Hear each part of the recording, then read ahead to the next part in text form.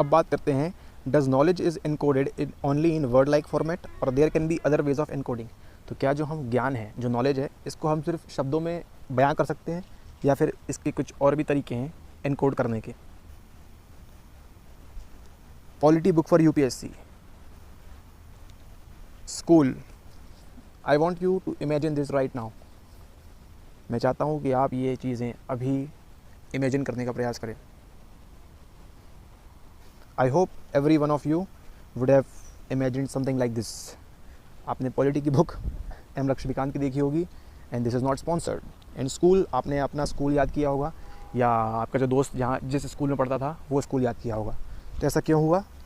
An image is a concrete form of representation which directly conveys the perceptual attributes of an object. तो जैसे ही मैंने book कहा polity book for UPSC, आपके दिमाग ने तुरंत एम लक्ष्मीकांत उठा लिया। जैसे ही मैंने कहा स्कूल, आपने अपना खुद का स्कूल, जो भी हो आपका स्कूल, वो उठा लिया, या आपके किसी फ्रेंड का स्कूल, इमेज आपके सामने आ गई होगी। जैसे ही मैं आपसे कह रहा हूँ देखते देखते कि ये वीडियो आपने सब्सक्राइब तो ठीक है, लेकिन आपको अपनी मदर का इमेज देखनी है, उनका फेस इमेजिन करना है। तो मैंने सिर्फ मदर कहा, वो ऑटोमेटिकली आप अपनी मदर का ही देखेंगे, किसी दूसरे की मदर का इमेजिन नहीं करेंगे। तो इमेज जो होती है कॉन्क्रीट फॉर्म होता है। हो सकता है कि नॉन वायलेंस का मतलब आप कुछ अलग समझें, आपका पड़ोसी अलग समझे और उसका पड़ोसी अलग समझे, लेकिन मदर मतलब वो अपनी ही मदर समझेगा, या फिर चॉकलेट मतलब वो चॉकलेट ही समझेगा, चॉकलेट को वो हर्शेस का सिरप नहीं समझेगा। ठीक है। It is shown that information can be coded in a perceptual format और इन टर्म्स ऑफ इमेजेस। तो जो भी इन्फॉर्मेशन होगी ये किस में कोड होती है, या तो एक परसेप्चुअल फॉर्मेट में होती है, या फिर वो इमेज होती है, या उसको मालूम है कि ये है तो है, या फिर इन टर्म्स ऑफ इमेजेस, जैसे बिल्डिंग, स्कूल, बुक, इनकी क्या बन गई है, आपके माइंड में इमेज बन गई है। नेक्स्ट, ये हैं हमारे भाई साहब, all concrete objects and concept generate images. तो जो भी दुनिया में चीज़ें हैं या जो भी कॉन्सेप्ट है वो क्या कर रहे हैं, इमेज जनरेट कर रहे हैं। पुराने एग्जाम्पल से हम उठाते हैं, ड्राइंग रूम, क्या हुआ, इमेज फॉर्म हुई। आपकी माता का चेहरा, योर मदर्स फेस, क्या हुआ, एक इमेज फॉर्म हुई। And the knowledge related to them is encoded both verbally and as well as visually. This is known as dual coding hypothesis. इसे क्या कहते हैं, डुअल कोडिंग हाइपोथेसिस कहते हैं। कैसे? आपने उसको विजुअली भी देखा और वर्बली भी आप बता सकते हैं, ये ड्राइंग रूम है, ये आपकी मदर का चेहरा है, ये वो बिल्डिंग है, ये वो स्कूल है। जैसे जैसे ही आप बोल रहे हैं बिल्डिंग, आपके सामने एक बिल्डिंग बन रही होगी ऑटोमेटिकली। जैसे ही आप कह रहे हैं कोरोना, तो आपको लॉकडाउन दिख रहा होगा कहीं ना कहीं। ये भाई साहब ने किसने कहा, ये कहा पाइवियो भाई साहब ने, एक साइकोलॉजिस्ट थे। इन्होंने कहा, ये पहले बॉडी बिल्डर थे, उसके बाद साइकोलॉजिस्ट बने। इनके बारे में और पढ़ने के लिए log on to google.com। Thank you. Any information which has been encoded verbally as well as in the form of images is recalled with greater ease। Sorry. तो ऐसी कोई भी जानकारी, ऐसी कोई भी इंफॉर्मेशन जो verbally as well as in the form of images is recalled with greater ease. तो जैसे हमको कुछ भी चीज़ को याद करना है, हमको क्या करना होगा, उसको वर्बली एनकोड करना होगा और एक इमेज फॉर्म में उसको एनकोड करना होगा। जब ये चीज़ें दोनों साथ में करेंगे हम, तो हम उस चीज़ को जल्दी रिटेंशन कर पाएंगे, जल्दी बाहर निकाल पाएंगे। तो जैसे ही मैं कह रहा हूँ कि बाबर, तो बाबर के साथ आपको बाबर कैसा दिखता था, उसकी क्या इमेज थी, वो गूगल से देख लेनी है कि बाबर कैसा दिखता था। एंड उसका कोई भी पहला वो कब इंडिया आया, तो कुछ भी आपको क्या करना है, आपकी LTM में कुछ ऐसा एसोसिएट कर देना है कि बाबर की इमेज के साथ। तो जैसे ही बाबर बोले, आपको वो सारी चीज़ें याद आ जाएं और आप तुरंत रिकॉल कर लें। Information which has been encoded and stored in the form of images leads to the development of mental models। तो कोई भी इंफॉर्मेशन जो एनकोड और स्टोर की गई है इमेज के फॉर्म में, ये क्या करती है, आपके दिमाग में छोटे छोटे मेंटल मॉडल्स बनाती है। तो जैसे मैं आपको एक अभी टेक्निक बता देता हूँ कि मुग़ल शासक जो थे, मुग़ल साम्राज्य जो था, जिसके डिक्लाइन होने के बाद हमारे देश में कौन आया, वो आप मुझे कमेंट करके बताएं। तो लाइन से ऑर्डर वाइज आप कैसे याद कर सकते हैं मुग़ल एम्परर्स। तो उसके लिए एक छोटी सी टेक्निक है, BHAJI इसको हम कहते हैं भाजी सब्जी। सॉरी, इस PDF में नहीं है, लेकिन आप इसको नोट कर सकते हैं, BHAJI SHABJI। इस तरह से आपके हो गए। J for Jahangir, okay, sorry, B for Babur, H for Humayun, A for Akbar, J for Jahangir, then SH for Shahjahan and A for Aurangzeb. So these are the important ones and आप नोट कर सकते हैं। धन्यवाद। आगे बढ़ते हैं। अब ये हैं कौन, इनकी घनी घनी दाढ़ी है, ये भाई साहब हैं। इन्होंने बताया nature and causes of forgetting. हम भूलते क्यों हैं, भूलने की बीमारी। Why do we forget?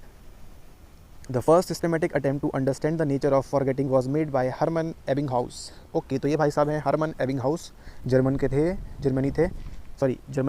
German थे।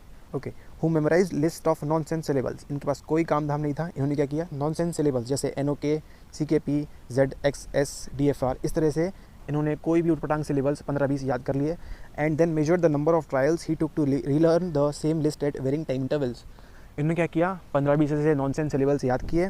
उसके बाद वो तब तक याद करते रहे जब तक वो देखना चाहते थे कि उन्हें कब तक याद किया और वो कब भूलना स्टार्ट कर देते हैं। And then measure the number of trials he took to relearn the same list at varying time intervals. तो उन्होंने क्या किया, अभी जैसे उन्होंने याद करना स्टार्ट किया, उसके बाद क्या किया उन्होंने, थोड़ी देर बाद, आधे घंटे बाद फिर से उसको रीलर्न किया कि वो कितना भूल चुके हैं। फिर 8 घंटे बाद, 10 घंटे बाद, 20 घंटे बाद, ऐसे वो अटैम्प्ट करते रहे और वो निकले एक कंक्लूजन पे। अ पैटर्न वॉज ऑब्जर्व्ड, एक पैटर्न उनको मिला और वो क्या था, the rate of forgetting is maximum in the first 9 hours. तो जैसे आप कोई चीज़ अभी याद करते हैं, जैसे मैंने अभी आपको बताया भाजी सब्जी वाला, BHAGI SHABGI, तो प्रोबेबिलिटी इसकी ये है कि आप इसको भूल जाएं शुरुआत के 9 घंटे में, यानी अभी से लेके जब ये वीडियो देख रहे हैं आप तब से 9 घंटे में आप इसको भूल सकते हैं। Particularly during the first hour हो सकता है कि वीडियो देखते देखते ही आप भूल जाएं, लेकिन इसको क्या करना है, आपको STM में भेजने के लिए कौन सा रिहर्सल करना है, कमेंट करके बताएं, मेंटेनेंस या elaborative. After that the rate slows down and not much is forgotten even after many days. तो इन 9 घंटे के बाद क्या होता है, जो भूलने की दर होती है, जो रेट होता है, वो स्लो हो जाता है और हम काफ़ी कुछ नहीं भूल पाते। It is now upheld that there is always a sharp drop in the memory and thereafter the decline is very gradual। तो फाइनली कंक्लूजन क्या निकला कि कोई भी चीज़ पढ़ने के बाद एक शार्प ड्रॉप होता है 9 घंटे के पहले। आप जो भी याद किया, आप समझिए आपने 80 याद किया, तो 80 में से शार्प ड्रॉप होकर आप 40 पहुंच जाएंगे और फिर वो 40 धीरे धीरे मेंटेन रहेगा और कुछ समय बाद वो डिके हो जाएगा। लेकिन वो 40 आप हल्का हल्का याद रखेंगे, एकदम से नहीं भूलेंगे। एकदम से कितना भूलेंगे आप, 80 से सीधा 40 विदिन 9 आवर्स। ये जो पैटर्न था ये किसने ऑब्जर्व किया, हरमन एबिंगहाउस। तो ये साइंटिस्ट के नाम आपको बहुत ज़रूरी याद होना। फिर नेक्स्ट आता है forgetting due to trace decay. Trace decay is the earliest theory of forgetting. ये जो ट्रेस डिके है ये अर्लीस्ट थ्योरी है किसकी, भूलने की। The assumption here is that memory leads to modification in the central nervous system which is akin to physical changes in the brain called memory traces. तो यहाँ पे क्या अज्यूम किया गया कि memory leads to modification in the central nervous system. तो अगर हम मेमोरी में कोई भी इन्फॉर्मेशन डालते हैं तो वो क्या करता है, जो हमारा CNS होता है, सेंट्रल नर्वस सिस्टम होता है, इसमें मॉडिफिकेशन होता है और ये फिजिकल चेंजेस करता है किसमें, ब्रेन में, जिसको हम क्या कहते हैं, मेमोरी ट्रेसेस। जैसे आपने कोई इन्फॉर्मेशन आपके ब्रेन में भेजी तो वहाँ पर जाकर क्या होगा, आपके ब्रेन में कुछ चेंजेस होंगे, उसको क्या कहते हैं, memory traces. When these memory traces are not used for a long time they simply fade away and become unavailable. तो क्या होता है, अगर इन मेमोरी ट्रेसेस को आप लंबे समय तक यूज़ नहीं करेंगे तो क्या होगा, वो simply fade away and become unavailable. या तो आपसे भूल जाएंगे और आप उसको फिर से रिटेंशन नहीं कर पाएंगे। जैसे फॉर एग्ज़ाम्पल हम लेते हैं एक फ्रेंच वर्ड है désolé। जैसे हम इंग्लिश में कहते हैं सॉरी, फ्रेंच में हम कहते हैं désolé, DEE के ऊपर accent देगी SOLE। So désolé means sorry in French, and English में जो हम सॉरी बोलते हैं उसको हम बोलते हैं फ्रेंच में désolé। तो ये आपको मैंने अभी बताया, आप क्या करेंगे, इसकी प्रैक्टिस करेंगे रोज़ बोलने की, सॉरी désolé, सॉरी désolé। तो जब तक आप प्रैक्टिस करते रहेंगे कि सॉरी को फ्रेंच में क्या बोलते हैं, आपको मालूम रहेगा désolé। लेकिन जिस दिन से आप प्रैक्टिस करना बंद कर देंगे, धीरे धीरे धीरे ये क्या होगा, simply fade away and become. हो सकता है महीने भर आप प्रैक्टिस नहीं किए तो आप भूल जाएंगे, आपको याद आएगा कि सर ने बताया था फ्रेंच में क्या बोलते हैं सॉरी को, लेकिन आप उसको रिकॉल नहीं कर पाएंगे। अब सवाल यहाँ पर होता है, if forgetting takes place because memory traces due to disuse, then people who go to sleep after memorizing should forget more compared to those who remain awake। Simple सी बात है, अगर आपका कल एग्ज़ाम है, आप आज पढ़ रहे हैं और आप सोए नहीं, तो हो सकता है आपको याद रहे पूरा। ऐसा साइंटिस्ट बोल रहे थे इस थ्योरी को, ट्रेस डिके जो थ्योरी थी इसमें। लेकिन अगर ऐसा होता तो जैसे आप ये वीडियो देख रहे हैं, देखने के बाद सो जाएंगे, तो क्या आप ये पूरा भूल जाएंगे? नहीं, ऐसा नहीं होता है। Result show the opposite. ऐसा उल्टा हुआ, जो जाग रहे थे वो भूल जा रहे हैं और जो सो जा रहे हैं उनको याद रह जा रहा है। तो ये वीडियो देखने के बाद आपको क्या करना है, सो जाना है। Okay, next forgetting due to interference, बहुत इंपॉर्टेंट है। Interference theory, which suggest that forgetting is due to interference between various information that the memory store contains. तो जैसे आपको बताया कि जो मेमोरी होती है उसमें छोटे छोटे स्टोर होते हैं, और वहाँ पर हम जो ह्यूमन हैं क्या करते हैं, आज हमने खाना खाया, रात में डिनर किया, फिर हफ्ते भर बाद पार्टी में गए, तो ऐसे इस तरह से जैसे हमारे पेट में अलग अलग फूड स्टोर हो रहा है, वैसे ही हमारी मेमोरी में पॉलिटी भी आ रही है, ज्योग्राफी भी आ रही है, हिस्ट्री भी आ रही है, और इकोनॉमी भी आ रही है, एंड मोस्ट इंपॉर्टेंट साइकोलॉजी भी आ रही है। तो दिमाग में तो थोड़ी सी ही जगह है लेकिन बहुत ज़्यादा है। तो ये जो छोटे छोटे स्टोर हैं, इसमें प्रॉब्लम कहाँ आती है, जब आप इस चीज़ों को वापस निकालते हैं, इसका जब रिट्रीवल करते हैं, तब आपको दिक्कत आती है। क्यों? क्योंकि जब आपकी जो भी आपने जो इन्फॉर्मेशन भेजी है, ये क्या होती है, अंदर क्लैश करती है। Learning and memorizing involve forming of associations between items. तो जब भी आप कुछ चीज़ सीख रहे हैं या मेमोराइज़ कर रहे हैं, तो इसमें क्या होता है, छोटे छोटे एसोसिएशन बनते हैं। जैसे आपको बताया गया है कि LTI में भेजने के लिए क्या करना है, आपको एलेबरेटिव रिहर्सल करनी है, चीज़ों को एसोसिएट करना है। आप वैसे ही करते हैं, आपने अपने इकोनॉमिक्स को आप रिलेट कर सकते हैं करेंट के साथ। तो क्या होता है, and once acquired these associations remain intact in the memory. और एक बार अगर आपने इसको एसोसिएट कर दिया तो क्या होता है, आपकी मेमोरी में ये इंटैक्ट रह जाता है। अब प्रॉब्लम कहाँ आती है, प्रॉब्लम आती है interference comes at the time of retrieval. तो जो इंटरफेरेंस आता है कब आता है, at the time of retrieval. जब आप इस इन्फॉर्मेशन को बाहर निकालते हैं तब आता है इंटरफेरेंस एक्शन में। वो निकलने ही नहीं देगा। आप ज्योग्राफी पढ़ रहे हैं, वो आपको हिस्ट्री की चीज़ें बताएगा, या फिर जो भी इससे एसोसिएशन जो आपने किया होगा रिलेटेबल, वो निकालेगा बाहर। अब इंटरफेरेंस दो टाइप के होते हैं, proactive interference and retroactive interference. Oh my god, ये क्या होता है? If you know English you will find difficult to learn French. बहुत सिंपल है। इंग्लिश में कैसे बोलते हैं हम ABCDEFG, फ्रेंच में कैसे बोलते हैं ABCDE, ABCDEF गा, लाइक दिस। सो अगर आपको इंग्लिश आती है तो आपको फ्रेंच सीखने में थोड़ी सी डिफ़िकल्टी होगी, not that difficult but yes little bit of difficult. And in retroactive interference में क्या होगा, you can not recall English equivalents of French words that you are currently memorizing. You can not recall English equivalents of French words that you are currently memorizing. Suppose आप कुछ French में memorise कर रहे हैं तो आपको English के words याद नहीं आएंगे। क्यों? क्योंकि आप फ्रेंच की प्रैक्टिस कर रहे हैं। तो ये दो टाइप के इंटरफेरेंस होते हैं, कौन कौन से, proactive and retroactive. Next, forgetting due to retrieval failure. जो बताया था आपको कि इंटरफेरेंस जब आता है किस टाइम आता है, वो रिट्रीवल के समय। बहुत इंपॉर्टेंट है ये। Also because either retrieval cues are absent और दे आर इनएप्रोप्रिएट। हमको क्या करना होता है, कोई भी चीज़ जब हम पढ़ते हैं हमको रिट्रीवल क्यूज छोड़ने होते हैं। उनके एब्सेंस में या अगर वो प्रॉपरली नहीं दिए गए हैं, क्या होते हैं, हम भूलने लगते हैं, फॉरगेटिंग होने लगती है। छोटा सा एग्जांपल है, आपको ये याद करना है, हट, wasp, cottage, gold, bronze, and.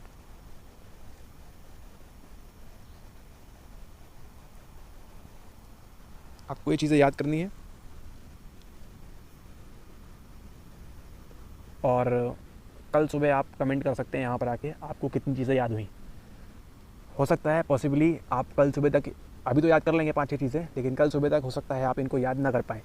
लेकिन एक छोटी सी ट्रिक है उसकी, वो क्या है, अगर आपने इसको प्रॉपर रिट्रीवल क्यूज दिए होंगे तो आप सारी चीज़ें याद कर सकते हैं।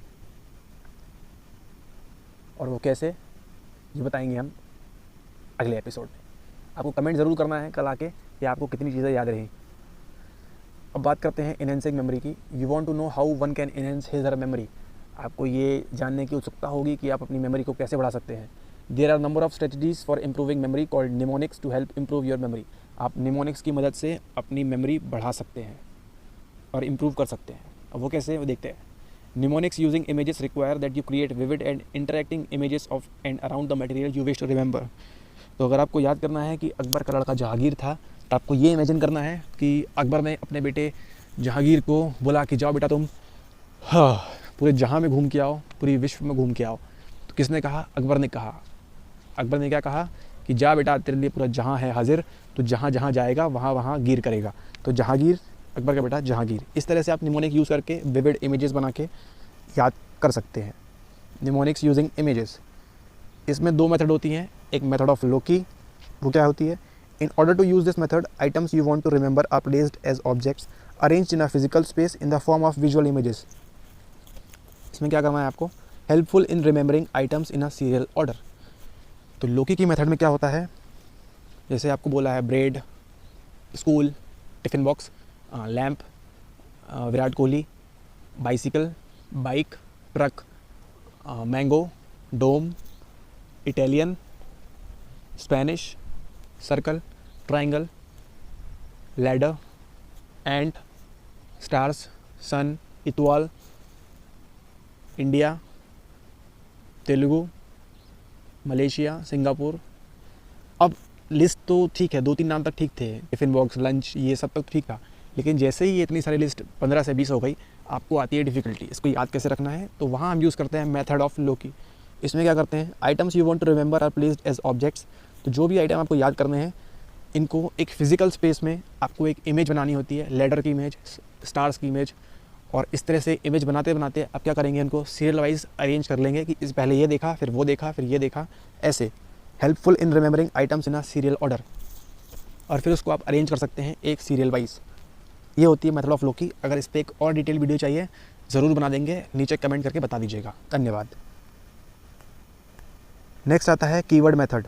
ये क्या होती है, if you want to learn words of a foreign language, you choose English words that sound similar to the word of foreign language, this English word will function as the keyword. तो अभी French को क्या बोलते हैं, French में क्या बोलते हैं, सॉरी को देजोले, देजोले, ओके। तो अब क्या करना है, आपको एक ऐसा वर्ड यूज़ करना है इंग्लिश का जो देजोले से साउंड करता हो, मतलब देजोले जैसा साउंड करता हो। क्या है ऐसा कोई इंग्लिश वर्ड, देजोले, या हम हिंदी में यूज़ कर सकते हैं छोले, सो छोले एंड देजोले। So chole will work as a keyword for you. So chole, French लोग छोले बहुत खा रहे हैं तो सॉरी क्या बोलते हैं, बोलते हैं सॉरी, तो देजोले। तो आप ऐसे एसोसिएट कर सकते हैं।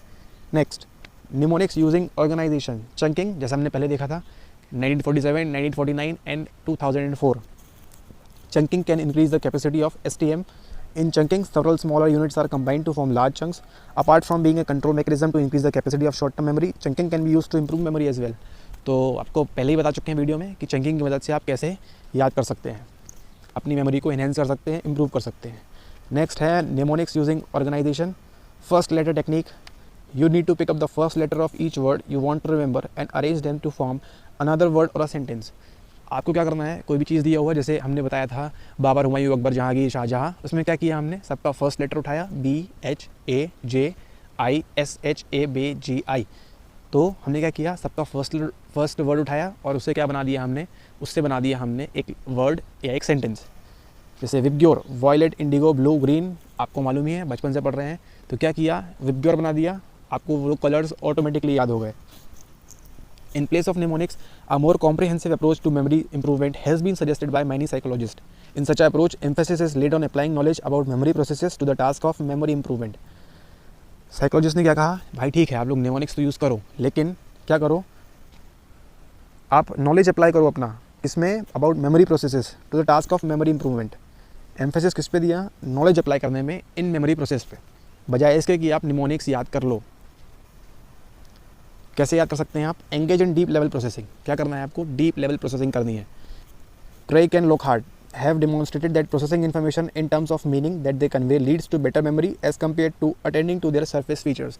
तो जैसे अगर हम बात करें कि आपको कुछ याद करना है पॉलिटी में आपको क्या याद करना है, राइट टू डिस्क्रिमिनेशन याद करना है और प्रॉपर्टी याद करना है एंड थिंग्स लाइक दिस। तो आप क्या करेंगे, सीधे ऐसे नहीं याद करेंगे 14 पे ये है, 15 पे ये है। एक तरीका वो भी है याद करने का कि 14 पे इक्वलिटी बिफोर लॉ है, 15 पे डिस्क्रिमिनेशन है, 16 पे अपॉर्चुनिटी है, इस तरह से। लेकिन अगर आप उस चीज़ को समझ लेंगे तो क्या होगा, इन terms of meaning that they convey, वो कहना क्या चाहते हैं। 14 नंबर वाला जो भाई है, इक्वलिटी बिफोर लॉ, विधि के समान समानता का हक मांग रहा है, तो वो क्यों मांग रहा है वो समझ लेंगे तो ईजिली याद होगा। Asking as many questions related to the information as possible. समझ लीजिए कोई टॉपिक आप पहली बार पढ़ रहे हैं, उसके बारे में बार बार सवाल करिए, उटपटांग सवाल करिए, उससे क्या होगा, आपकी होगी deep level processing. Examining its relationship to the facts you already know. तो अभी जैसे आर्टिकल 370 हटा दिया था, तो पहले से आपको मालूम था कि जम्मू कश्मीर को स्पेशल स्टेट का दर्जा दिया हुआ है, और अभी जब हटाया तो क्या करना है आपको, उसके बाद अपने जो पहले से मालूम फैक्ट्स थे उसके साथ उसको रिलेट करने की कोशिश करनी है, रिलेशनशिप मेंटेन करना है। और लास्ट, कंसिडरिंग इट्स मीनिंग, या उसका जो मतलब है उसको कंसिडर करना है। ये तीनों चीज़ें टाइम मदद करेंगी आपके डीप लेवल प्रोसेसिंग में। फिर जो इंटरफेरेंस है, जब हमने पहले पढ़ा इंटरफेरेंस कब होता है, मोस्टली रिट्रीवल के समय, उसको हमको मिनिमाइज़ करना है। अब वो कैसे, interface is a major cause of forgetting. Maximum interference is caused when very similar materials are learn in a sequence. अगर आप कोई चीज़ एक जैसी याद करते हैं, एक जैसी पढ़ते हैं, तो काफ़ी डिफ़िकल्टी होती है। Should not learn same subject topic one after the other. तो अगर अभी आप साइकोलॉजी पढ़ रहे हैं तो बहुत बढ़िया होगा अगर आप जाके पॉलिटी पढ़ें या फिर ज्योग्राफी पढ़ें। लेकिन अगर आप इंडियन हिस्ट्री पढ़ रहे हैं और उसके बाद पॉलिटी पढ़ रहे हैं कि कॉन्स्टिट्यूशन कैसे बना, तो ये समझ रहे हैं आप। Distribute your learning practice. अपनी जो लर्निंग है, प्रैक्टिस है, इसको डिस्ट्रीब्यूट कर दो। Giving yourself first rest periods while studying to minimize interference. ऐसा नहीं कि अभी मॉडर्न इंडिया पढ़ रहे हैं और उसके बाद जाके खुद ही बैठ के खोल के constitution at work 11th class की NCERT, ऐसा नहीं करना है। थोड़ा सा अपने आप को क्या करना है, रेस्ट देना है। रेस्ट कैसे दोगे? हमारे वीडियोस देख के, सब्सक्राइब करके, लाइक करके, कमेंट करके। ओके, तो ये था मिनिमाइज इंटरफेरेंस। पहला क्या था? Deep level processing. Second, minimize interference and giving yourself enough retrieval cues. अपने आप को रिट्रीवल क्यूज़ देना है। While you learn something think of retrieval cues inherent in your study material. तो जैसे आपको बायोस्फीयर रिजर्व याद करना है तेलंगाना के या फिर छत्तीसगढ़ के या फिर MP के या फिर उड़ीसा के, तो रिट्रीवल क्यूज़ कुछ ना कुछ देने पड़ेंगे। कान्हा पेच या फिर नल्ला मल्ला, इस तरह से जो भी है। Cues will be easier to remember compare to the entire content. BHAJI BJI sorry, not German, SHABJI। तो ये क्या है? रिट्रीवल क्यूज़ हैं। अगर आपको याद नहीं आ रहा है एग्जाम हॉल में, तो आप इस तरह से याद कर सकते हैं। And the links you have created between the queues and the content will facilitate the retrieval process. तो अंग्रेज़ जो आए, सूरत में आए थे, सूरत में आके क्या मांग रहे थे? ऐसे ही आपको क्या करना है, चीज़ों को लिंक करना है, एसोसिएट करना है, तो आपकी रिट्रीवल कैसी होगी? फास्ट होगी। अब जो क्वेश्चन होता है गन पाउडर का कौन लाया इंडिया में, बाबर लाया, उससे पहले था या उसके बाद आया, तो ये सब चीज़ें क्या करनी है आपको? एसोसिएट करनी है। आपको क्या करना है? सेल्फ रेसिटेशन करना है, रीडिंग करनी है, क्वेश्चन करना है एंड रिव्यू करना है। समय समाप्ति की घोषणा। Method of PQRST। साइंटिस्ट ने एक और मेथड निकाली है, PQRST। तो लेट सपोज आपको कोई नया चैप्टर मिला है पढ़ने के लिए। सबसे पहले क्या करें, आप उसका प्रीव्यू देखें जो बुक के सामने दिया रहता है, क्या क्या पॉइंट्स पढ़ने वाले हैं। नेक्स्ट आप उसके बैक में जाएं, पीछे जाएं और क्वेश्चंस देखें कौन कौन से क्वेश्चन पूछ रहा है वो। उसके बाद उसको रीड करें एंड फिर सेल्फ रेसिटेट करें। ये एक नया टेक्निक निकाला है, नया मेथड है चीज़ों को जल्दी याद करने का, as compare to deep level processing, retrieval cues and interference. In order to improve your memory, you need to attend to a wide variety of factors which affect your memory, such as health status, interest and motivation. तो आपकी memory कितनी strong होगी, कितनी sharp होगी, ये सब depend किस पे करती है? Also depends on health status, interest and motivation. अगर आपका मोटिवेशन ही नहीं है साइकोलॉजी पढ़ने का तो कोई मतलब नहीं है, एंड इंटरेस्ट नहीं है साइकोलॉजी में तो कोई मतलब नहीं है, और आपकी हेल्थ स्टेटस क्या है। ऐसा नहीं कि भरी गर्मी में साइकोलॉजी पढ़े जा रहे हैं, ऐसा नहीं। कूल होके, शांत होके, ऐसा भी नहीं बोला कि इसी में जाके पढ़ना है, बट येस आपका दिमाग शांत होना चाहिए, हेल्दी होना चाहिए, खाओ पियो बढ़िया, बेहतरीन, एन्जॉय करो एंड थैंक्स फॉर वॉचिंग। अरे ये कौन बोल रहा है? ऊना मातीना। Okay, so bye bye from Berlin. Do like, share and subscribe and comment below how you like the video, and keep learning and keep watching the channel Psycho UPSC. Thank you. Have a good day.